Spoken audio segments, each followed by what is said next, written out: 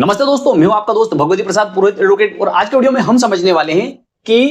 तहसीलदार ने अवैध कब्जा हटाने का आदेश कर दिया, लेकिन एसडीओ ने स्टे कर दिया। अब कब्जा कब और कैसे मिलेगा, तो ये सब कुछ जानकारी आज के वीडियो में हम समझने वाले हैं। आपने चैनल को सब्सक्राइब नहीं किया तो चैनल को सब्सक्राइब कर दीजिए, बेल आइकन को प्रेस कर दीजिए और इस वीडियो को फटाफट लाइक कर दीजिए, क्योंकि इस चैनल के माध्यम से आपको मिलती है सरल और आसान भाषा में कानून की नई नई जानकारी। तो आइए वीडियो को शुरू कर लेते हैं। देखिए दोस्तों, इसको हम ऐसे समझेंगे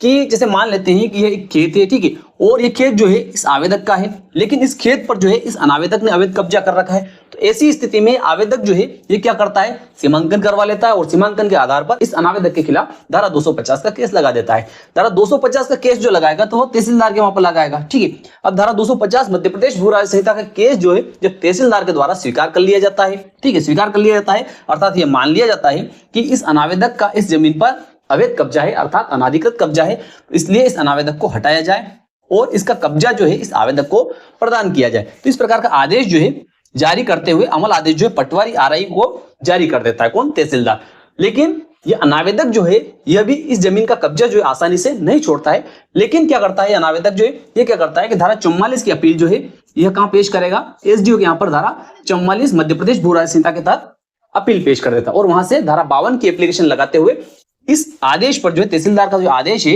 धारा 52 के माध्यम से उसको रुकवा देता है, अर्थात उस पर स्टे ले लेता है कि अभी इस जमीन का कब्जा जो है इस अनावेदक से नहीं छुड़वाया जाए और इस आवेदक को प्रदान नहीं किया जाए। अब ऐसी स्थिति में क्या होगा, अब कब्जा कब और कैसे मिलेगा इसको, किसको, इस आवेदक को। देखिए, इसके लिए जो प्रक्रिया रहती है वो प्रक्रिया को आपको समझना जरूरी है, क्योंकि आप प्रक्रिया समझ जाएंगे तो आपको समझ में आ जाएगा कि अब इसका कब्जा आपको कब मिलेगा, अर्थात आपके खेत का कब्जा आपको कब मिलेगा। तो ऐसी स्थिति में क्या होता है कि जब धारा 52 की अर्जी जो है एसडीओ के द्वारा स्वीकार कर ली जाती है और तहसीलदार का आदेश जो है उसको स्टे कर दिया जाता है, तो ऐसी स्थिति में क्या होता है कि एसडीओ के द्वारा एक नोटिस जो है किसको, आवेदक को भेजा जाएगा, अर्थात वहां पर जो रेस्पोंडेंट जो है विपक्षी पार्टी जो है उसको वहां पर एक नोटिस भेजा जाएगा कि आपके विरुद्ध जो है इस अनावेदक ने जो है यहाँ पर धारा 44 की अपील पेश की है और उस अपील में आप उपस्थित होकर अपना जवाब प्रस्तुत करें या अपना पक्ष रखें, ठीक है। तो ऐसी स्थिति में क्या होगा, ये आवेदक जो है ये एसडीओ के यहाँ उपस्थित होगा, एसडीओ के वहां उपस्थित होगा। अब ये अनावेदक जो है क्या है, कब्जा नहीं छोड़ना चाहता, तो ये क्या करेगा, कुछ ना कुछ उसमें टालम टोल करता रहेगा कि उस प्रकरण को आगे बढ़ाए, उसको लंबान डाले उसमें। लेकिन इस आवेदक को अब क्या करना चाहिए, तो देखिए, अगर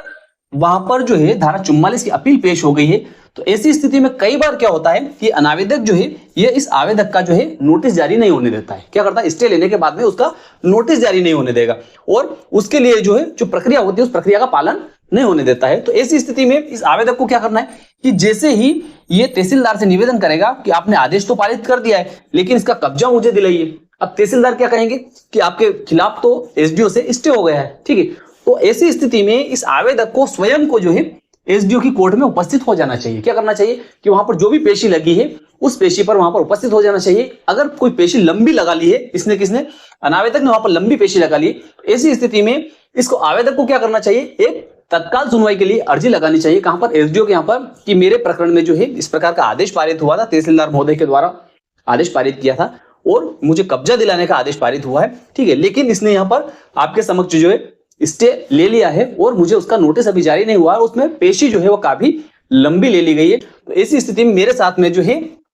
अन्याय हो रहा है, तो इसलिए उस प्रकरण को अभी निकाला जाए, ठीक है, और उसमें मेरी उपस्थिति लिख ली जाए और इस प्रकरण में मुझे सुनवाई का अवसर देते हुए इसका जल्दी से जल्दी निराकरण किया जाए। तो इस प्रकार की जब आप अर्जी लगाएंगे तो एसडीओ के द्वारा क्या किया जाएगा, उस प्रकरण को निकाला जाएगा, इस अनावेदक को सूचना दी जाएगी, अर्थात वहां जो अपीलांट है उसको सूचना दी जाएगी और अपीलांट को सूचना देने के बाद में क्या किया जाएगा कि आपको और उनको दोनों को सुनवाई का अवसर दिया जाएगा, ठीक है। तो इस प्रकार से आप जल्दी उसकी सुनवाई करवा सकते हैं। लेकिन देखिए, एक चीज और रहती है कि एसडीओ जो है ये आप दोनों की उपस्थिति के बाद में उस प्रकरण का निराकरण नहीं करता है। क्या करता है, एसडीओ को जो करना है वो क्या करना है कि तहसीलदार ने क्या आदेश पारित किया है, तहसीलदार ने क्या आदेश पारित किया है और तहसीलदार के समक्ष आपने क्या प्रकरण पेश किया था, उस प्रकरण को भी एसडीओ मंगवाएंगे, ठीक है। एसडीओ साहब जो है वे क्या करेंगे कि तहसीलदार से उस प्रकरण को मंगवाएंगे। तो आपको उसमें क्या करना है कि जल्दी से जल्दी तहसीलदार के यहाँ से प्रकरण जो है, आपका जो प्रकरण था उस प्रकरण को एसडीओ के यहाँ पर भिजवाना है ताकि उसका जल्दी से जल्दी आपका निराकरण हो सके। जैसे वो प्रकरण जो है,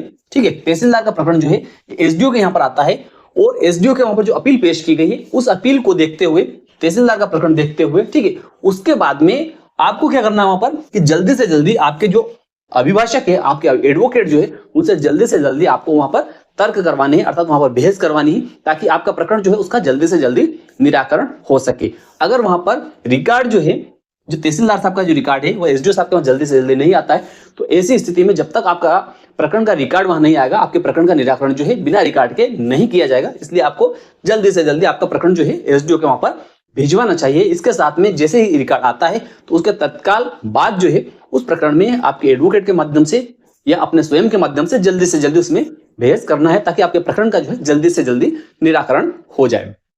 जब प्रकरण में अंतिम बहस हो जाती है एसडीओ के यहाँ पर धारा 44 की अपील में, ठीक है, तो उसके बाद में क्या होगा कि अगर एसडीओ साहब को लगता है कि हाँ वास्तव में जो है इस जमीन पर जो है इस व्यक्ति का जो है अनावेदक का जो है अवैध कब्जा है, ठीक है, और ये जमीन जो है ये वास्तव में इस आवेदक की है, तो ऐसी स्थिति में एसडीओ के द्वारा क्या किया जाएगा कि तहसीलदार का आदेश जो है उसको सही करार दे दिया जाएगा कि तहसीलदार ने जो आदेश पारित किया है वो आदेश सही है, और इस जमीन का कब्जा जो है तहसीलदार के माध्यम से और पटवारी आरआई के माध्यम से इस व्यक्ति को आवेदक को दिलवाया जाए। ठीक है, तो इस तरीके से उस प्रकरण को जो है, जो अनावेदक ने प्रकरण पेश किया है, उस प्रकरण को क्या करेंगे, अपील को खारिज कर देंगे और तहसीलदार के आदेश को जो है यथावत रखते हुए उस प्रकरण को वापस से तहसीलदार को भेज देंगे कि इस आदेश का पालन करवाएं। ठीक है, और इसकी अपील जो है वह खारिज की जाती है। ठीक है, इसके बाद में भी यह अनावेदक जो है यह वापस से सेकंड अपील कर सकता है, लेकिन सेकंड अपील करने में इसको समय लगेगा। ऐसी स्थिति में आप जल्दी से जल्दी आपका जो है कब्जा मौके पर तहसीलदार और पटवारी के माध्यम से आप मौके पर कर सकते हैं। अगर ये व्यक्ति जो है अनावेदक जो है मौके पर किसी प्रकार का विवाद करता है या आपको कब्जा नहीं देता है, तो ऐसी स्थिति में तहसीलदार के द्वारा पत्र जो है